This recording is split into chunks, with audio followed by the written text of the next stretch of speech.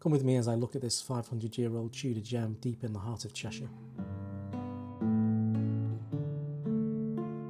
Today I'm at Little Moreton Hall, also known as Old Moreton Hall, which is a moated half-timbered manor house just southwest of Congleton deep in Cheshire. Originally built for the prosperous Cheshire landowner William Moreton around 1504 to 1508, the remainder of the house has been constructed over several hundreds of years through generations of the Moreton family up until around 1610. As we progress through this fabulous porchway going into the Elizabethan Courtyard, we can see just on the right doorway there we have the entrance to what would be the granary, and this is where they would store a lot of their grain and corn and stuff for creating food. And just on the right here we've got an entrance in the wall. Leave me a comment down below if you think you know what this could be.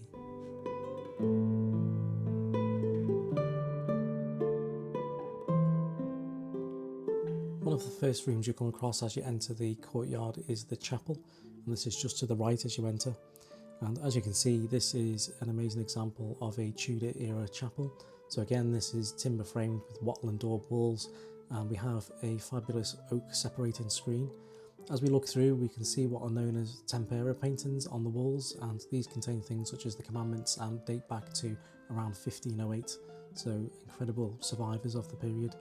We also have the stained glass window at the back of the room there, which was actually a 20th century addition. So this was installed by a Charles Abraham, who was the last private owner of Little Moreton Hall before it became part of the National Trust.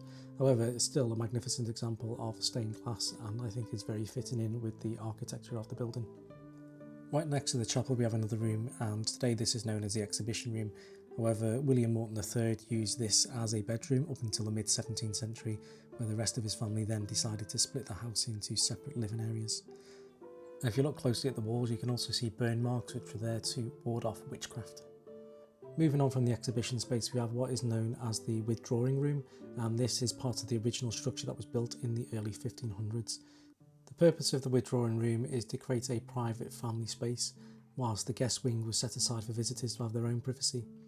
The creation of these separated private spaces indicates the changes that were happening in the post-medieval period.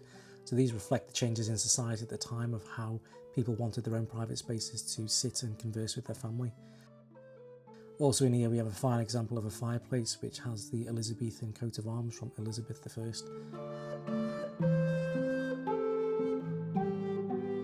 Moving through, we enter the magnificent Great Hall. So this dates back to the 1508 original build of William Moreton, who subsequently died in 1526. This is a cracking example of a Tudor style Great Hall, so obviously the wooden framed construction with the great big fireplace, which would have been the heart and soul of the ability to cook and warm the room up in the Tudor period. And on display we also have examples of what the food would have looked like back in that period. A doorway at the end of the Great Hall leads to what is known as the Little Parlour, and I think is the most magnificent room within the house. Originally this room was panelled with timbers from the Georgian period, however in 1976 during renovations the panels were taken off and these amazing examples of Tudor artwork were uncovered underneath.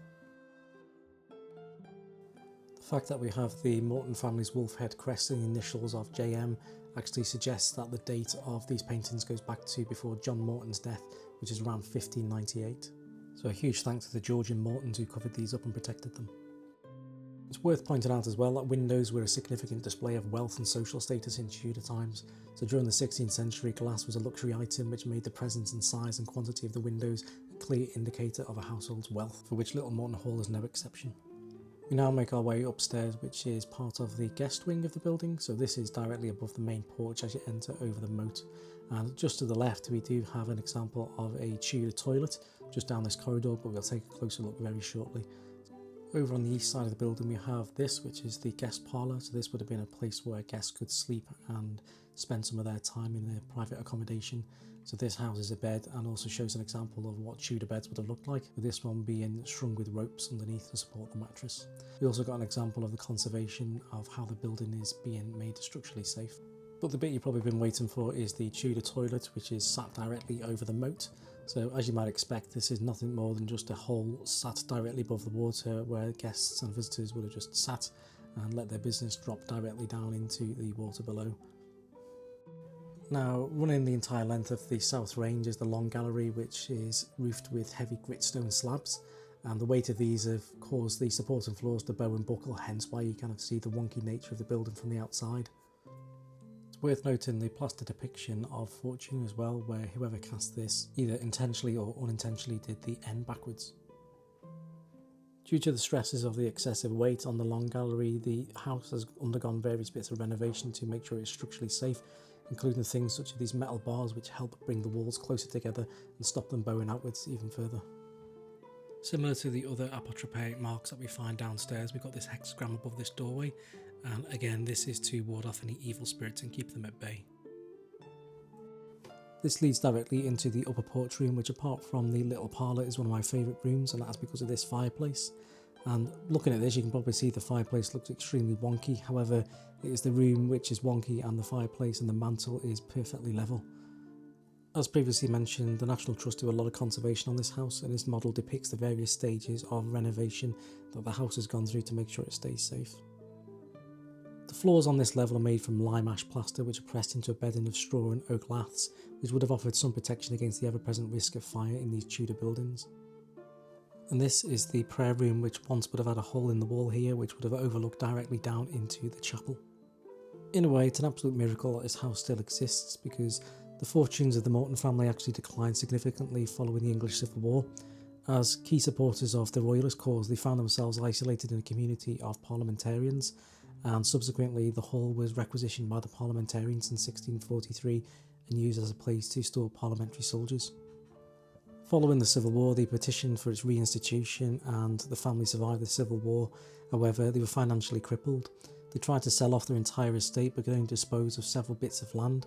William Moreton died in 1654 and left debts of £3,000 to £4,000, which in today's money is equivalent of £12 to £16 million.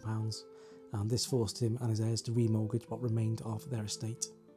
As a result, by the late 1670s, the Moreton family no longer lived in the hall and found themselves renting it out to a series of tenant farmers. Thankfully, it is now in the ownership of the National Trust and is open to visitors for the large majority of the year.